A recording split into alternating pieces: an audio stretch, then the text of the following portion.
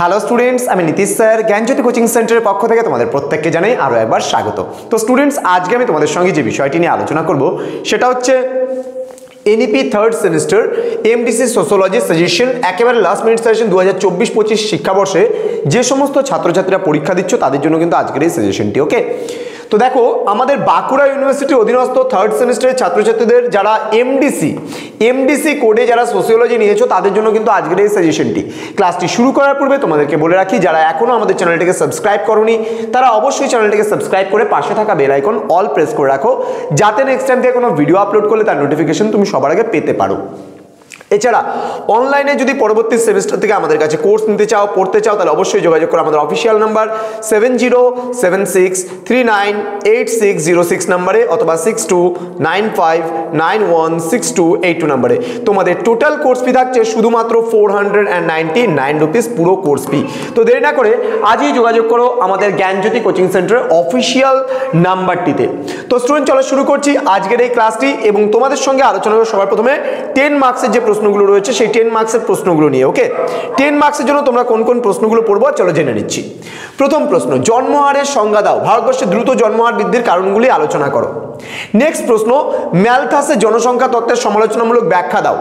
খুব গুরুত্বপূর্ণ প্রশ্ন কিন্তু ম্যালথাসের এই থিওরিটা, ভেরি ভেরি ইম্পর্টেন্ট কোশ্চেন। ওকে, নেক্সট, 2000 সালে প্রণীত জাতীয় জনসংখ্যা নীতি সম্পর্কে আলোচনা করো, অথবা দিয়ে বলতে পারে স্বাধীনতার পরবর্তী সময় ভারতে গৃহীত বিভিন্ন জনসংখ্যা নীতি সম্পর্কে আলোচনা করো। ওকে, নেক্সট, ভারতের জনসংখ্যা বৃদ্ধির কারণ ও ফলাফলগুলি সম্পর্কে আলোচনা করো। পরবর্তী প্রশ্ন, সামাজিক জনসংখ্যা কি, এর পরিধি ও বিষয়বস্তু সম্পর্কে আলোচনা করো। এই যে 5টা প্রশ্ন খুব গুরুত্বপূর্ণ, কিন্তু পরবর্তী প্রশ্নগুলো নিয়ে আমি আলোচনা করছি। মাত্র 8টা-9টা প্রশ্ন আমি দিয়েছি, এই প্রশ্নগুলো প্রত্যেকটাই কিন্তু খুব ভালো করে পড়বে। ওকে, দেখো, নেক্সট বলছে প্রজনন কি, প্রজননের হার কিভাবে জনসংখ্যা বৃদ্ধিতে প্রভাবিত করে তা আলোচনা করো। নেক্সট, সামাজিক জনবিজ্ঞানের সংজ্ঞা দাও, ভারতবর্ষের জনবিজ্ঞানের পাঠের তাৎপর্য আলোচনা করো। প্রজননটা তোমরা এটা 5-এর জন্য দেখতে পারো, এটা 10-এর মধ্যে ছেড়ে দিলেও পারবে। ভারতের জনসংখ্যা বৃদ্ধির প্রভাবগুলি সম্পর্কে আলোচনা করো। নেক্সট, গ্রামীণ ভারতবর্ষে কি কি কারণসমূহ মরণশীলতাকে প্রভাবিত করে তা ব্যাখ্যা করো। ওকে, এই কয়েকটা প্রশ্ন পড়লে তোমাদের 10 নম্বরের প্রশ্ন পুরোপুরি কভার আপ হয়ে যাচ্ছে। ওকে, নেক্সট আমরা চলে আসবো 5 নম্বরের কোন কোন প্রশ্ন তোমাদের দিয়েছি একটু দেখে নাও। 5 নম্বরের প্রশ্নগুলোর মধ্যে থেকে গুরুত্বপূর্ণ প্রশ্নগুলো হলো, দেখো কি বলেছে, পরিযান অভিপ্রায়ন বা পরিব্রাজন বলতে কি বোঝো, পরিব্রাজনের কারণ আলোচনা করো। নেক্সট, উর্বরতার সংজ্ঞা দাও, উর্বরতাকে প্রভাবিত করে এমন কারণ বিশ্লেষণ করো। ওকে, নেক্সট প্রশ্ন, সামাজিক পরিবর্তনে জনসংখ্যার ভূমিকা আলোচনা করো। নেক্সট, জন্মহার বলতে কি বোঝো, জন্মহারের বৈশিষ্ট্যগুলি আলোচনা করো।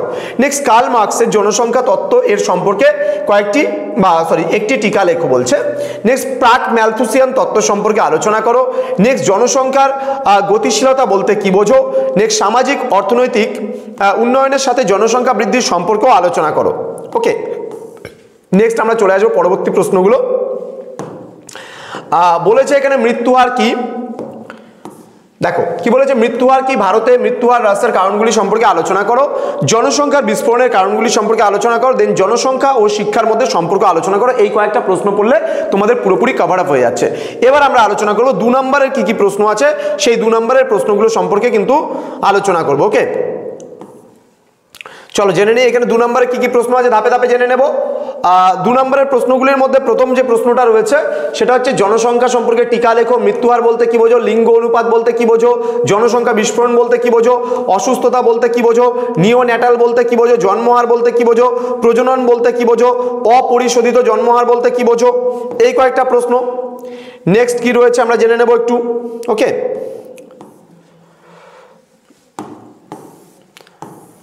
এখানে আর বেশি প্রশ্ন নেই, মাত্র অল্প কয়েকটা প্রশ্ন দিয়েছি আমি। অপরিশোধিত জন্মহার বললাম, আয়ুষ্কাল বলতে কি বোঝো বা আয়ুকাল যেটাকে আমরা বলছি সেটা। দেন অভিপ্রায়ন বা পরিযান বলতে কি বোঝো। দেন জন্মহার ও মৃত্যুহারের 2টি পার্থক্য। কাম্য জনসংখ্যা বলতে কি বোঝো, পরিব্রাজন জন্মহার বলতে কি বোঝো, বৃহত্তর জনসংখ্যা তত্ত্ব কি, টিকা লেখো পরিযান। দেন নারী পুরুষ অনুপাত নেক্সট বলছে জন্মের সময় সম্ভাব্য জীবনকাল। ওকে, এই কয়েকটা প্রশ্ন তোমাদেরকে দিয়েছি, এই কয়েকটা প্রশ্ন পড়লেই তোমাদের পুরোপুরি কভার আপ হয়ে যাচ্ছে। তো স্টুডেন্টস, জ্ঞানজ্যোতি কোচিং সেন্টারের পক্ষ থেকে তোমাদের আরও একবার আমরা বলছি যে যারা এখনও চ্যানেলটিকে সাবস্ক্রাইব করোনি তারা অবশ্যই চ্যানেলটিকে সাবস্ক্রাইব করো, পাশে থাকা বেল আইকন অল প্রেস করে দাও, যাতে নেক্সট টাইম থেকে কোনো ভিডিও আপলোড করলে তার নোটিফিকেশন তুমি সবার আগে পেতে পারো। এছাড়া ভিডিও ডেসক্রিপশনে কমেন্ট বক্সে কমেন্ট করে জানাও তোমরা যে কি কি সাজেশনস আর তোমাদের প্রয়োজন, আমরা অবশ্যই তোমাদের জন্য বাকি সাজেশনসগুলো নিয়ে আসবো। তো স্টুডেন্টস, এই বছর আমরা বলে দিচ্ছি একটু, এই বছর বাঁকুড়া ইউনিভার্সিটি আন্ডারে বা BKU এর অধীনস্থ আমরা কিন্তু এবার ফার্স্ট আমরা কাজ করছি, শুরু করেছি, যার জন্য আমাদের কোর্স ফি রয়েছে মাত্র 499 রুপিস। তো গতকালকে আমাদের একটা মিস্টেক হয়েছিল, আমাদের কোনো এক স্টুডেন্ট আমাদের বলেছিল যে হিস্ট্রি মাইনর হিস্ট্রি একটা সিলেবাস পাঠিয়েছিল, বললো স্যার এই সিলেবাসের উপরে একটা সাজেশন করে দিন আমাদের মাইনর, যার জন্য আমরা সিলেবাসটা না দেখেই তার যে পাঠানো সিলেবাস সেই সিলেবাসের উপরে বেস করে আমরা একটা সাজেশনস করে দিই। তো আমি আজকে জানতে পারি যে সেই সিলেবাসটা নাকি তাদের ছিলই না। তো এটা সম্পূর্ণ কিন্তু অনিচ্ছাকৃত এবং ইন্টেনশনালি, কিন্তু আমাদের কোনো ইন্টেনশন ছিল না যে এই ধরনের কাজ আমরা করব। তো অ্যাকচুয়ালি স্টুডেন্টদের রিকোয়েস্টের জন্যই আমাদের কিন্তু এই কাজগুলো করা।